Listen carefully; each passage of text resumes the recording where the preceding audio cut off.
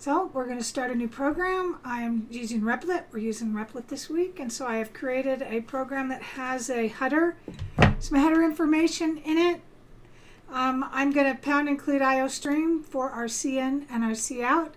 I'm going to pound include string just in case your IDE needs you to do that, and then we're going to use namespace, the standard namespace. So let's just read in a line of text.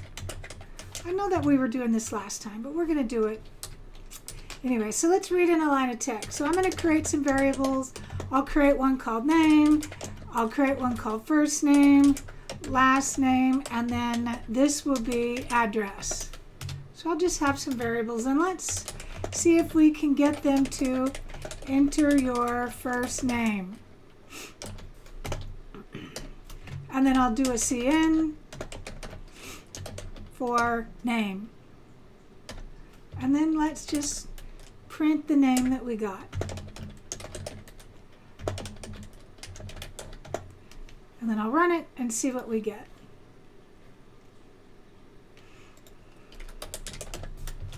Excellent, it's working as expected. So let's expand that just a little bit. So now I'm going to say, ask him for their first name. Enter your first name and your last name.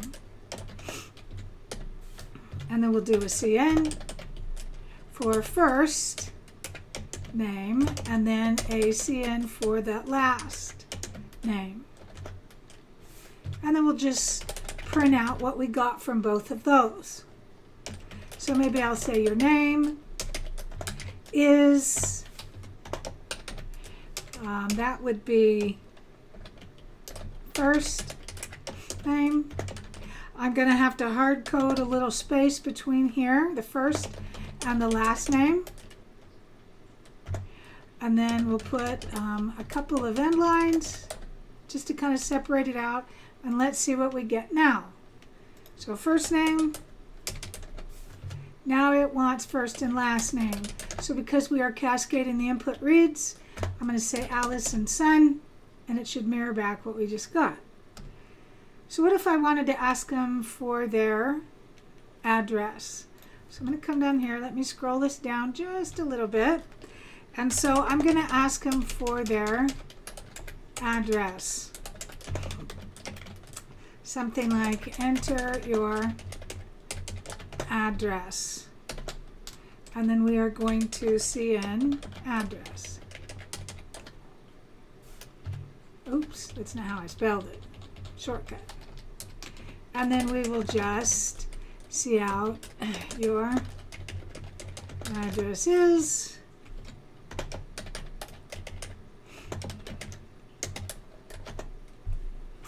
There we go. Now let's run it and see what we get.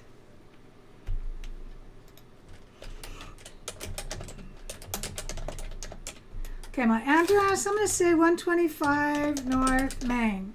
Let's see what it tells me what I get. My address is 1235. Okay, that's actually what I keyed in, but it's only the first word of what I keyed in. I didn't get the north, and I didn't get the main. So how do I go about reading in not just a word? That's what CN does. It reads in a word, and the delimiter is either a space or the enter key. See, notice that it worked when I typed in a single word like Allison and pressed enter, then it got the whole thing.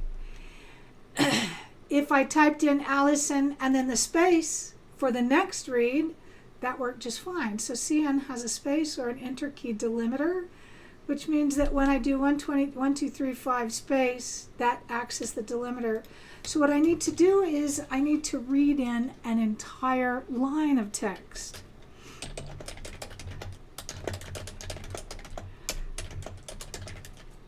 A line of text.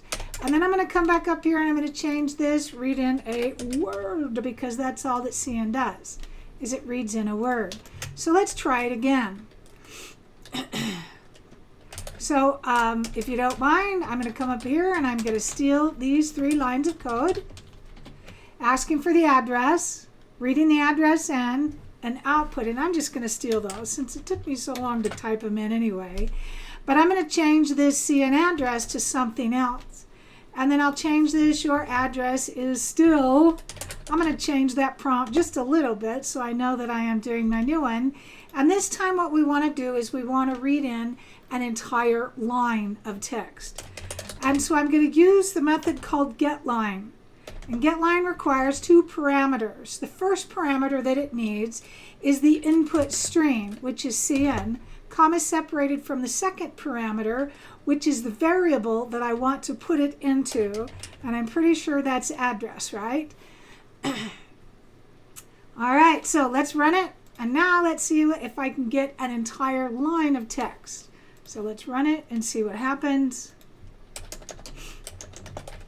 So I'm going to type these in. My address, 123 North Main. So stop the program, or pause the video and see if you can decide what went wrong, because something most definitely went wrong, because I'm pretty sure that I prompted on line 30. And I don't see well, I do see my prompt. All right, did you pause the video? So the problem is that if it's reading in a single word of text, what getLine does is getLine reads in an entire line with the enter key, or the new line is the terminator, or the character that it's looking for to terminate. And CN reads a single word, which means what was left in the input buffer was this N main. That was already in the input buffer when I did the CN, it left it there. And so now my getLine sees that in the input buffer and it goes, hey, stuff is there. It sees the enter key, or the new line, at the very end of my N main, and then it snatches that up and it's good to go.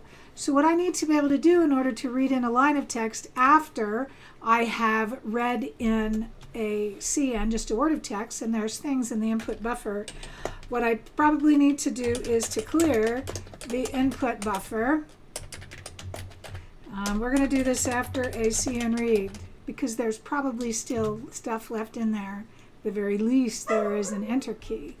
So the way that I'm going to clear that input buffer is I'm going to use cn.ignore. And then cn.ignore is going to have two parameters. So the first parameter is going to be the size of the input stream that I am going to ignore. And I'm going to, in order to do this, there's two things that I'm going to have to come up here and import. So let me scroll back up here to the top where we are importing things. And I am going to, excuse me, pound include, not import.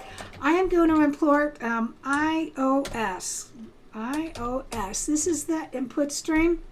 So this is for the stream size. Because remember, one of the parameters tells it how much of the stream I want to capture. And then the next one that we need is pound include limits. And so this is going to be for numeric limits. Numeric limits, spell that right. There we go. So I'm going to need to include, or import, I'm going to need to include these two things to come back down here and put in line 33, CN ignore, two parameters. And the first parameter is numeric underscore limits. And then inside of the less than greater than symbol, we're going to put stream size. And then two colons, and I'm going to use max. So that's my first parameter right there. I'm going to comma separate that from the second parameter. So numeric limits, I had to pound include limits. And then stream size, I had to pound include iOS. The second parameter tells me what character I can reach. So either I reach that stream size or until I reach a delimiting character, and that is going to be the char new line. So surrounded by single quotes, I'm going to have the new line escape sequence new line in single quotes. Now let's see what happens. Now let's see is after my CN read if it will clear my input buffer, and then it'll wait after it asks me that question. So let me run it one more time. Now here's my first name. Now the address. So I'm going to say 125 North Main, and it mirrored back the 123, and now it's waiting. It's waiting for the prompt on line 34 for my address. So I'm going to say South Main. I don't know. I'll change it to something else. And then it mirrors that back to me. All right, so how about if we try some branching structures, right? That's what we were doing here, is branching structures. So we're going to branch. How about if we do some branching? I'm going to create an int variable. We'll call it age because I'm pretty sure that was in our video. I'm going to, we'll read it in. So we'll prompt for age, something like enter your age. It'll make it much more testable if I'm actually prompting for the age, and then we'll cn age. And then we're going to enter our if statement that says if age is less than 18. And then I need my opening. And notice that Replit anyway gives me the closing curly brace. So I'm going to press the enter key to get that closing curly brace down there. And then I'll just see out something like you are a minor. Anybody over under, we'll force a new line inside of here. You're a minor. Anybody less than 18 is a minor. And then remember I said we could put the else if here.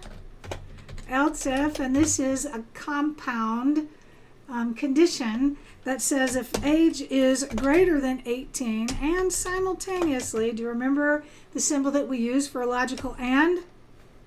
That's right, the dual ampersands. And then we're going to say age is less than, we got that, less than 65. So I'm going to have my opening curly brace. The Replit is nice enough to give me the closing one. I'll press enter when it gives me the closing one. And then we'll see out something like you are an adult. And then I'll force a new line inside of there. If you remember in the video, I guess we could put the else down here. The else needs no condition. And then we'll just see out something like you are a senior. And then I'll force a new line inside of here as well. Ooh, not after my period. We'll force a new line inside of there. Just because we never know what's coming next. I need my semicolon at the end. I'm going to run it and see what happens. So I have my first name. And then my address. There we go. So the age. Enter the age. So let's test the less than 18. So if I put in 15, it should say you're a minor. Life is good. I'm going to test it with another one. Address. Enter your age. Let's test it with the else if on line 47. So how about if I put 50, it should say you're an adult. Now, can anybody see that there is a problem? Can you tell me that there is a problem with this if structure that I have before me? So pause your video and see if you can decide what the problem is. All right. Are you back? Did you decide what it was? We're going to run it one more time. Enter your age. What happens if I key in what I like to call the boundary value? There are 3 boundary values. Well, actually, there's 2 boundary values in this program. There are 18 and 65. Those 2 are boundary values. What do you think is going to happen if I key in 18? Well, did you expect it to say you are a senior? Boundary values are critically important in the testing process, which means that I expect you to have boundary values in your test cases, because this says less than 18 and this says greater than 18, which means that 18 is going to drop right through the cracks, that boundary value. So I'm going to say that it's actually greater than or equal to. I'm going to put 18 in the adult structure of the else if, and then the 65, anything 65 or over is going to drop into the senior. All right, we're going to do this one more time. We'll do another if structure here. So how about if we try it again, just because we learned about reading entire lines or input from it. So we're going to see out something like How about we say, welcome to iPad support. And then I will force a new line inside of there, and I'm saying, what is the problem with your iPad? Question mark.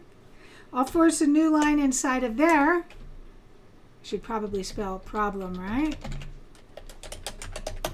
And then I need my semicolon at the end. It's pretty unhappy about that.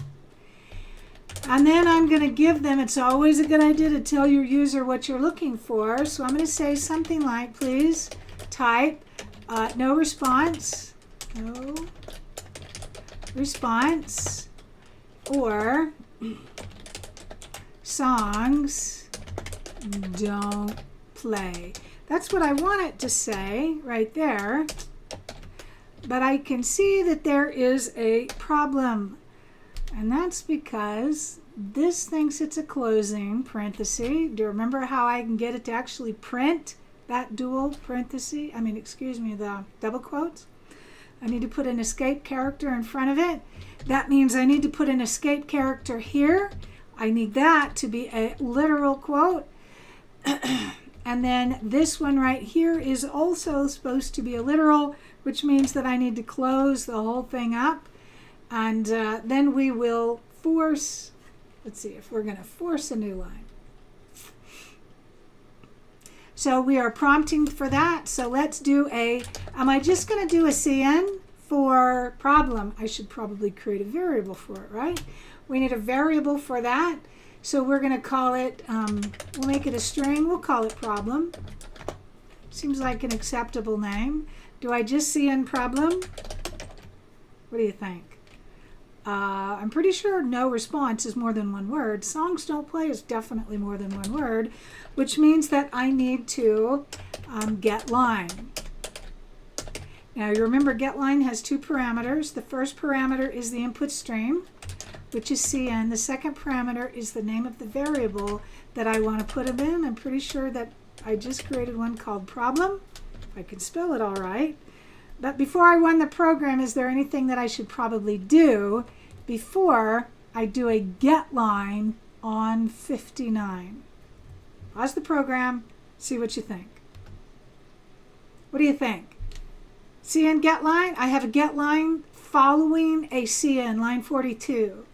Do you think that my program will run well if I do a get line after I have done a CN? That's what we did before, right?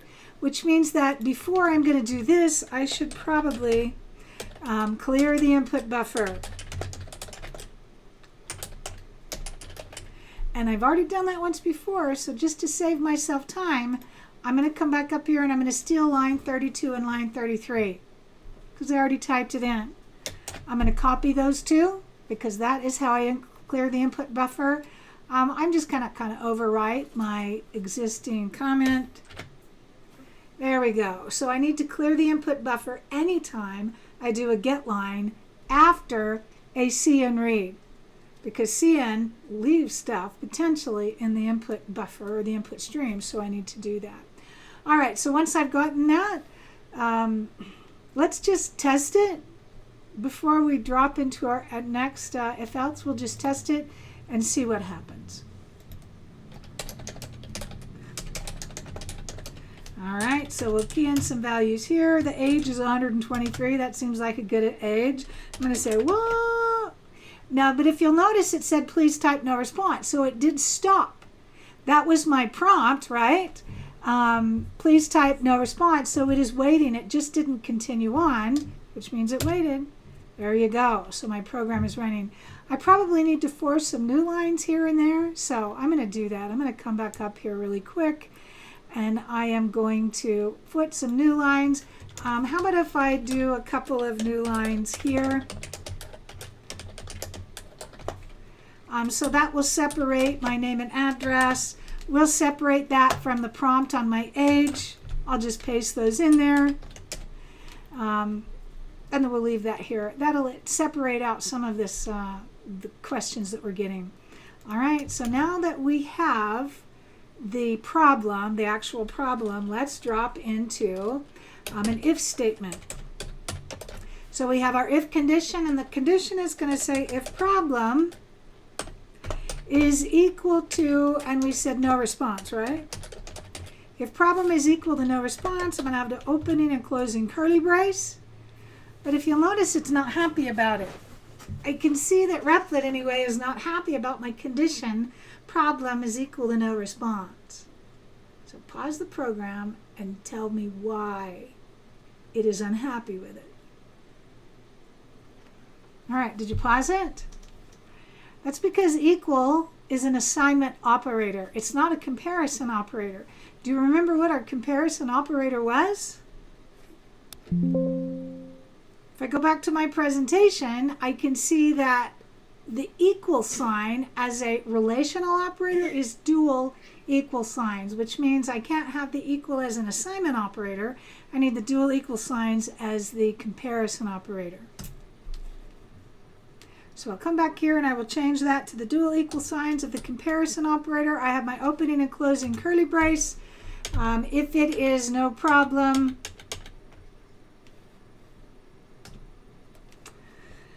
then we'll probably see out something like unlock the iPad hold switch. And then I'll force a new line inside of that text field. I'm going to come down here to my closing curly brace on my if, and I'm going to put the else if with another condition. And then this will say if problem is equal to, this time it's supposed to say songs don't play. I need to make sure that I have the same statement as the prompt that I asked my user for. I'll come down here, and this time we will see out something like use iPad updates to upgrade your software. And I'll force a new line inside of there. I'm pretty sure, there you go. I thought I'd spelled something wrong. To update your software. And then I'm going to put the else on the same line as the closing curly brace for my else if. And this time we will just direct them to Apple support.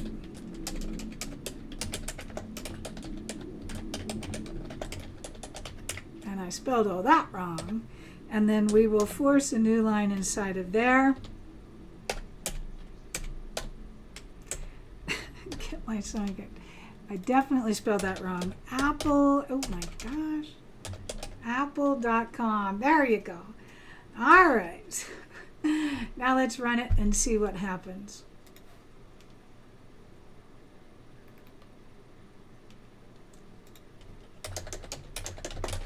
All right, so answer some of these questions. My age, we'll do 123 again. Here we go. Welcome to iPad support, excuse me.